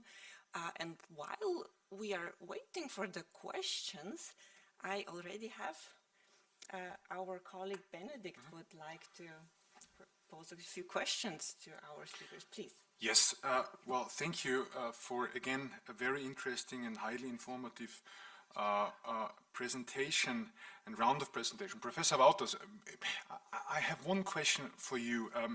If we consider, as you have also said in your closing statements now, the ability of the European Union to act also as a global actor. One recent publication that came, or book, or it's a small essay that came to my mind was written by a Dutch historian, Luc van Middelaar, the European Pandemonium, or I read it, of course, in its German version as Europäische Pandemonium. And in this essay, he wrote about the glimpse that we gained into the substance of the actorness of the European Union as a consequence of the pandemic, and he identified two forms of politics. On the one hand, Regelpolitik, which is politics of regulation, very bureaucratic, behind closed doors, about competences, and another form of politics, he called it Ereignispolitik, so the politics of responding to events, which needs to be developed by the European Union, responding to crisis. It needs innovation, it needs quick, unbureaucratic dimension. Now, Luc van Middelaar also argued that to some extent we have seen some Ereignispolitik, for instance, by the massive repatriation of European citizens at the outset of the pandemic. But still, there are what he called, we are in a situation of a geopolitical loneliness. I kind of like this term, and it also feeds into what another professor, Hertie Münkler from the Hamburg University, has said, that if the European Union wants to act in future also as a credible act, it needs to develop two conditions. On the one hand, the ability to formulate its own will, also against the will of other actors, and the ability to influence its periphery. Now, considering the current legal basis of the European Union, are we well prepared for this challenge? That those political scientists, Münkler and Luc van Middelaar, have, I believe, so eloquently pointed out. That would be my question to Professor Wouters. And if I may, one question or two questions actually, very quick, to Professor Volpe. One question, right? Professor, thank you so much also for your presentation. I have just one issue. You said very rightly, I think, that the Venice Commission has also been tremendously working on fixing or on recommending the superiority of international law vis-à-vis domestic law, or at least to bring domestic law in conformity with international law. So what we see in the opinions provided by the Venice Commission over the past years is a certain departure from the strict, narrow, dualist conception of international law on the one hand, domestic law on the other hand. But let me provoke you a bit here. Isn't there so much compelling evidence today that we are politically actually moving in the opposite direction? Russia has years ago, as a consequence of the Markin judgment, or Markin saga, one can say, by the European Court of Human Rights, has instituted procedures by which the Constitutional Court may adjudicate Russia to be exempt from judgments of Strasbourg. But let us not only argue about Russia. This is true. We see and we hear voices from Poland that go in a very frightening direction, I have to say. So isn't there a certain rift, if I may put it like this, between, you mentioned this rift between sign and soil, and isn't there this rift between these very high normative aspirations and a very, very, I must say, frightening, discomforting, startling reality on the ground? Thank you. Thank you very much, Benedict. Since I'm very happy to say we have very many questions, I would suggest that we take these questions now and then we give the chance to the speakers to answer, just to make sure that everybody gets to raise the question. So thank you, Benedict. I saw that Christina, Professor Landfried had a question, Professor Resnick, Martijn, Biljana, and Max. I hope that this, is it okay? Christina, would you like to? Yes, thank you very much. So I would like to ask a question to Jan Wouters. You said you always have you say, well, when Brussels goes to the United Nations, it's like going Brussels to Westphalia. But a little bit later on, you said, well, very often also the member states of the European Union, they behave very much like nation states, and there is not really then the European identity. So how would you like to bring this together? I thought this is very interesting. A very short question also to Martijn van den Brink. You had your presentation, to summarize it up, would say the margin of appreciation is okay for the European Court of Human Rights, but not for the Court of Justice of the European Union, and you gave the reasons. But there are also, of course, arguments that even for the European Court of Human Rights, the margin of appreciation means that they look in a certain area, is there a consensus of the nation states? So this is, in my view, very much like a status quo policy. So what would be your comment on that? And then I like very much also the presentation of Valentina Volpe. I don't know very much know about the Venice Commission, but it was very interesting how you sort of put the technical aspects, that they are experts, and that these answers of experts are in reality political. What do you think? How do they manage that they nevertheless have an influence, even if they cannot force nation states to implement and so on? But their opinion is very much listened to, I think, and it's not without any effect.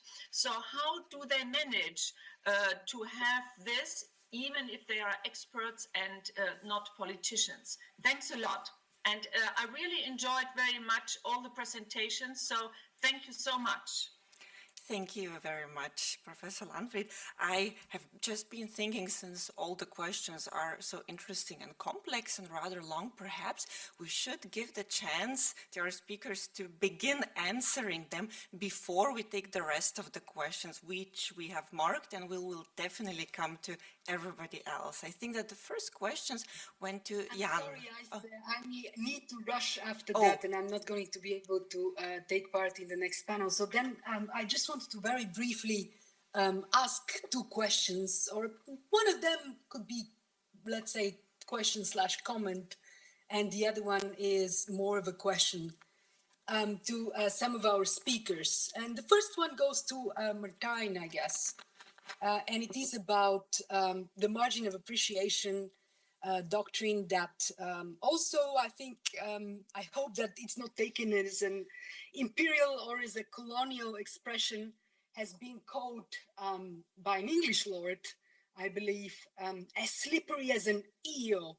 So this is one of these perennial questions of judicial legitimacy, I guess, when it comes to courts and in some sense, every court exercises some sort of a judicial scrutiny, whether that's levels of scrutiny, as it is the case of the United States Supreme Court, whether it's margin of appreciation or it is called sort of leeway or discretion, or it is not perhaps anything written explicitly, there is a deference that the court exercises sometimes toward the legislator. And then I guess that goes to the core of judicial review.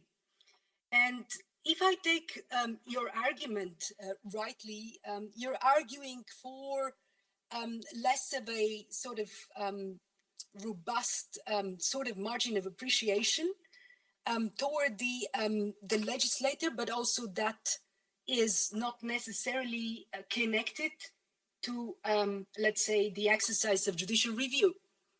And I'm saying that because with the changing demographics, I guess, in the European Union, the distinction is usually very binary, and it is the legislator or the European Union is taken as the member states and its peoples. But it is, of course, questionable to what extent these are the main, let's say, constitutive units of the EU.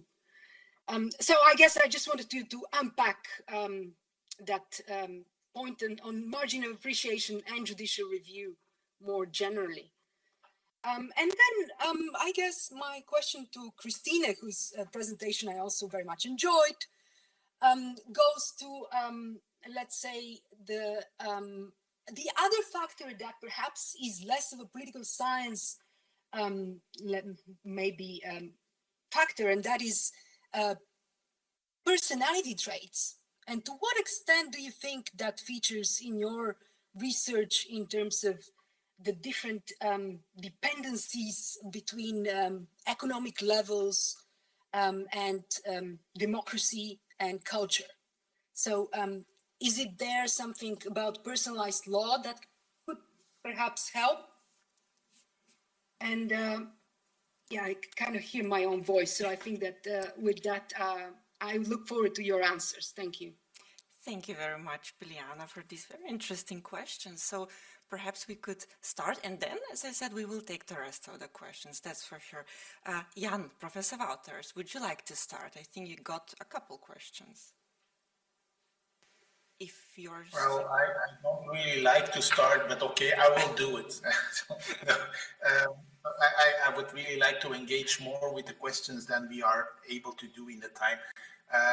Thank you for making reference to Luc van Middelaar, who I also read, and I see exactly the two forms of politics you are referring to, and it's intellectually nice and stimulating. I'm not sure if it is accurately giving us the right picture of the European Union, because indeed it is both. And the EU is a regulatory machine, and it makes lots of rules and regulations on a constant basis. And I think that we are so used to that we probably get maybe a little bit bored by the process, whereas the more visible thing, the EU responding to all kinds of crises, such as the migration crisis, the COVID crisis, and so on, that of course gives rise to stronger emotions. There's more visibility, and therefore also, I think, a quicker reaction from citizens and from politicians in the form of, contesting those things and creating also a kind of political or public space where these things are more and more, let's say, disputed and discussed, more than probably the technocratic discussions about new standardization processes and rules in the European Parliament. But I don't want to overdo this. The EU is a two, and in a certain way, my giant with two limbs analogy in a way also reflects that, because the TFEU, or at least the more integrated policies, that's of course the areas where more regulation takes place. Although it's not there, the EU has to do all these things. The EU has to regulate because we need regulation, otherwise the internal market will disintegrate, and that's the end of Europe. That's really, everybody agrees on that. If you do away with the internal market, the whole project collapses. So we need those regulations and those regulatory processes very much, and I think the machine is actually working quite well in many, many areas. As you know, the EU is really on top of the regulatory process. And that's also an explanation of our so-called Brussels effect in the world, which is a very interesting, I think, theory of, let's say, a number of people. But so the geopolitical loneliness for me is indeed the loneliness of the EU as a composite actor. It doesn't have an equivalent. I mean, we're different from the United States. We're very different from Russia and China. We don't find a real equivalent in the African Union or in ASEAN or in Mercosur and so on. So that, for me, that's the big loneliness. And I think we have an interest in trying to stimulate other forms of regional integration in other areas in the world. In a certain way, we are doing that. But there's also an underlying issue, I think, that in the kind of crisis management that we are now doing for basically the last 10 years, one crisis after the other, from the financial and Eurozone crisis to migration and Brexit and COVID and rule of law and so on and so forth. I think that we are indeed always making sure the EU survives. So the resilience is there, but I'm a little bit afraid that we are not able to address the underlying fault lines in the construction. And for me, the current rule of law crisis, I'm not sure if you see the very strong warning that a few days ago was given by the President of the European Court of Justice, Koen Leenaerts, in an interview to Politico. I mean, this is really getting to the core of the project and may disrupt and even be really a cause of disintegration in the European Union. So, I mean, there are fault lines, and although the European Council, typically the body of the heads of state and government, which deals with all those successive crises, is usually able to cope with them and make the Union survive, they are never able to address the underlying fault lines. And I'm afraid no other institution is doing that either. So we have a big problem there. And for me, that's maybe one of the venues where in the future we may need something of a more deliberative democratic process.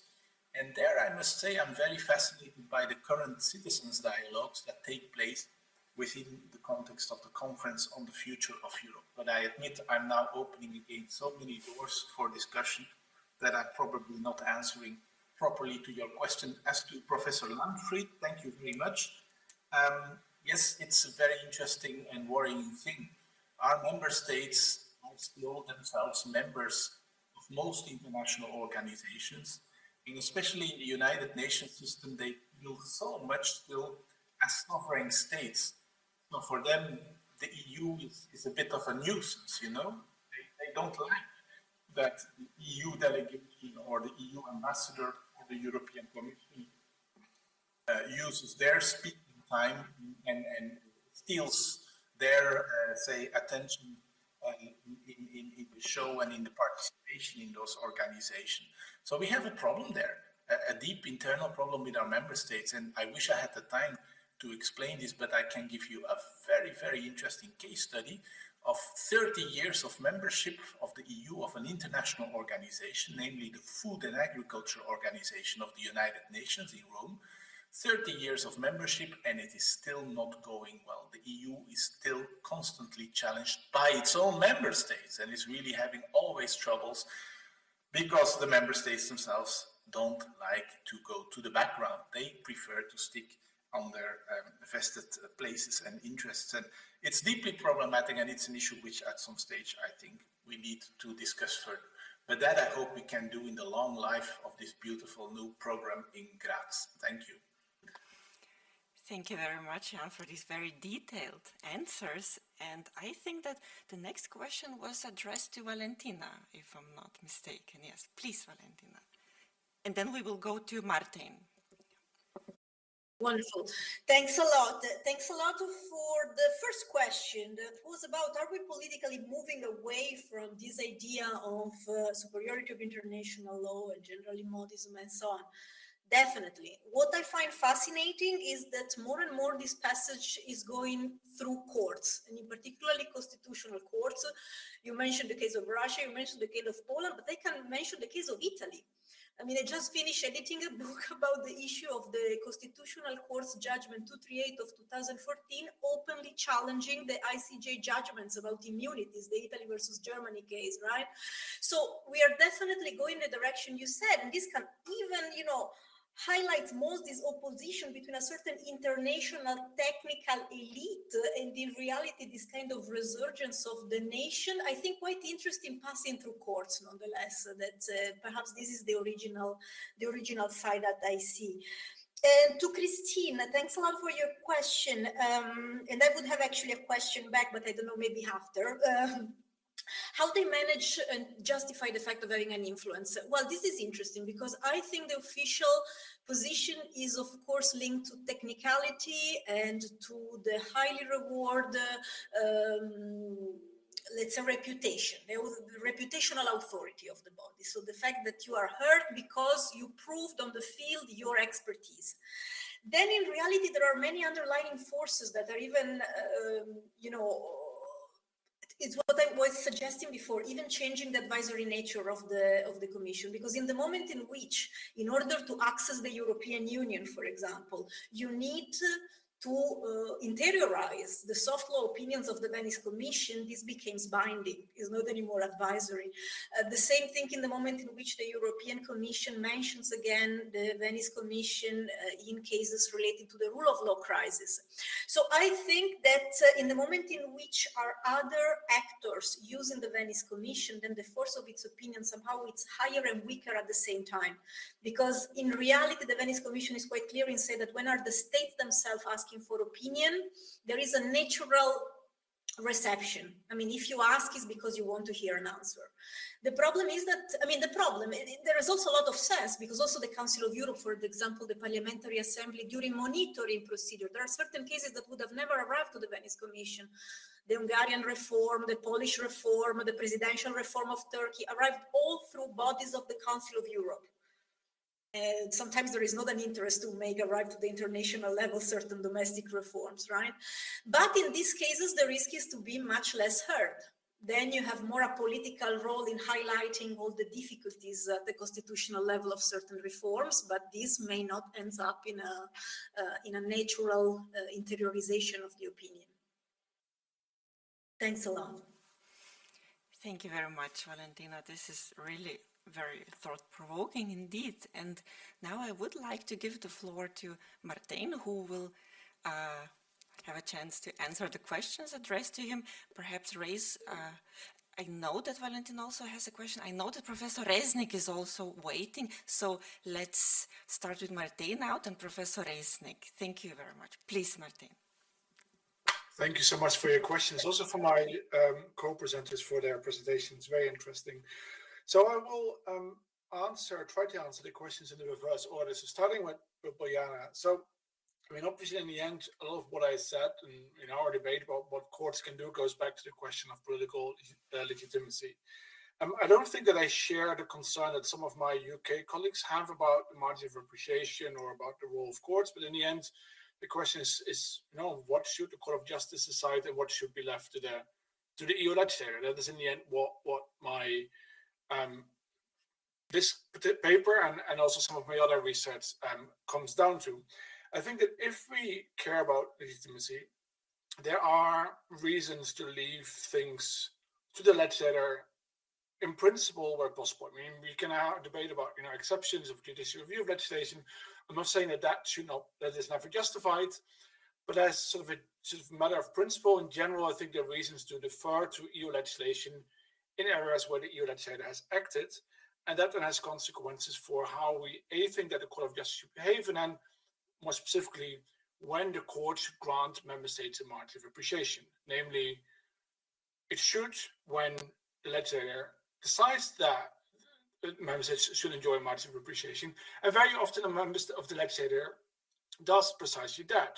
In minimum harmonization, sometimes EU legislation refers to national constitutional principles. So in a way, the legislator leaves a lot of room for national decisions in many cases. However, where it does not, then I think it is, as in sort of the non-discrimination case law, where I'm concerned about, the religion case law, I think the court should, in principle, not grant member states a margin of appreciation. So I think very often, from a perspective of legitimacy, it would be wise or desirable for the Court of Justice to act in accordance with what the legislator has decided, the EU legislator. So then, in response to sort of Christina's question, so you referred to the issue of consensus. I'm not entirely sure if you meant consensus in the context of the Court of Human Rights case law of the European Court of Justice case law, the first. So yeah, I haven't really thought about that. So I know that the Court of Human Rights does that. It really looks at, is there consensus? I need to think more about this. So bear in mind, I'm a little skeptical of that sort of argument, because I am not sure to why the question of whether there is consensus on an issue should matter for whether a violation of a particular fundamental right is protected by the convention can be found. So I'm not sure. Also, not entirely sure what kind of additional work that does in the court's reasoning. So because I think I have to admit that I don't know the case of the Court of Human Rights well enough in that respect. But my sense is that the margin of appreciation should be sufficient. Like looking at sort of that democratic and epistemic justification that I analyzed, I think that strikes me as more important in determining whether the Court of Human Rights should defer to national states and the question of whether there is consensus across Europe. But I need to think about that question more than I have. Read more of the case of the Court of Human Rights as well. Thank you very much, Martijn. I would now like to ask Professor Resnick to pose her question, please. And in the interest of time, I will have to say we do not have that much time for more questions during this panel. However, as you may have seen in the program, we do have the panel discussion starting at 6 o'clock. So perhaps there is a possibility to continue this discussion in case we ran out of time this time. But please, Professor Resnick now. Well, my comment follows easily on the exchange here. There are two parts of the comment, but they certainly intersect or question with the earlier question. So at the behest of Christine, I wrote an essay in a book that she did that engages with the margin of appreciation and thinks about accommodations and discounts, that one sees this as a way to negotiate either the meaning and the nature of the right or of the sovereign authority. And of course, two famous cases in the human rights literature are one involving abortion A, B, and C, and another involving the voting of prisoners. Hearst is the case. And there are tussles about both. And putting them together, you see that in some sense, anticipating political backlash, the margin is given in the abortion context to Ireland. And then it turns out Ireland embraces the different identity of its relationship to reproductive rights over the course of the years that followed, whereas in the UK, the intransience to the voting rights of prisoners was part of UK identity conflicts with Europe that we know came to a form of fruition vis-a-vis Brexit, and arguments in the conflation of the two courts use the specter of European law as one of the engines for arguing about get out of our sovereignty, which goes actually to the Venice Commission is an intermediary in some sense, but the discussion about the economic inequality of Christina's comments and the political failings, and then Jan's also notions of political failings.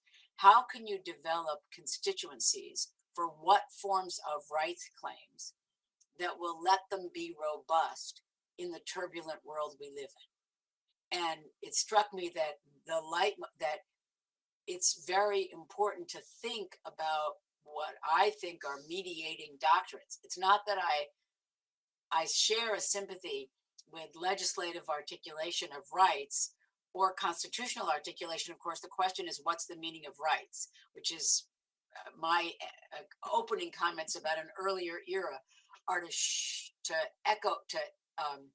describe the conflict over what it means and how through political and social movements the meanings change. In the United States right now, the political and social movements are changing rights talk completely, such that guns have great rights and bodies, my beating heart has less rights than the beating heart of a non-born to come person. So the issues are, how are you going to, for me at least, or how are you going to get constitutive commitment to the kinds of rights that all speakers here wish the world would embrace? Through what jurisdictional levels and what institutional relationships that speak to people? So I think my question vis-a-vis the Venice Commission is, it's always described from the distance I sit as a technocratic. Does it have a sense of popular engagement? How do people know about the Venice Commission, and how does its view both come to be formed to file its amici briefs, but also to get its own legitimacy? And then coming to the question for me about the margin would be, what work could it do, if at all, for the European Court of Justice to generate affiliation with Europe, which gets you to Jan and Christine? So that's, I think, the easiest way to try to put a question to everyone, which is founded in profound worry about the viability of democratic governance in the current era. Thank you very much, Professor Resnicki. So if I understand correctly, this was a question addressed to Valentina, to Professor Volpe, or no? Because of the... Well, it actually, I tried to have a Valentina would be great to start, I'd be delighted. But I tried to actually engage all the panelists to the extent you have time. Oh, thank you. Thank you very much for this. Well, I do have to say we did not anticipate such a vivid discussion, and so in fact we are running out of time when it comes to the rest of the questions.